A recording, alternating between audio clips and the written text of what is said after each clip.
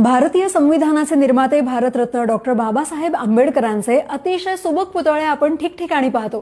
तर अशाच एका सुबक अर्धाकृती पुतळ्याचं अनावरण झालंय। हे अनावरण थेट पॅरिसमध्ये करण्यात आलंय।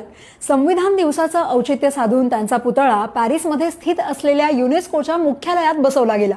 बाबासाहेबांचा हा पुतळा महाराष्ट्र शासनानं युनेस्कोला भेट म्हणून दिलाय। युनेस्कोच्या मुख्यालय प्रांगणात युनेस्कोचे महासंचालक खालिद अल एनाय यांच्या हस्ते पुतळ्याचं अनावरण करण्यात आलं। या प्रसंगी भारताचे युनेस्कोतील स्थायी प्रतिनिधी विशाल शर्मा यांच्यासह अन्य मान्यवरही उपस्थित होते।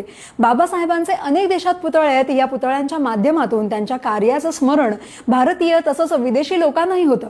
बाबासाहेबांचा भारताबाहेरील सर्वात मोठा पुतळा अमेरिकेत 2023 साली उभारण्यात आलाय। शिक्षण व सांस्कृतिक क्षेत्रात काम करणाऱ्या युनेस्कोच्या मुख्यालयात उभारण्यात आलेलं हे बाबासाहेबांचं देखणं शिल्प भारतीयांसाठी अभिमानाची बाब आहे। पंतप्रधान नरेंद्र मोदींनी काल सोशल मीडियावर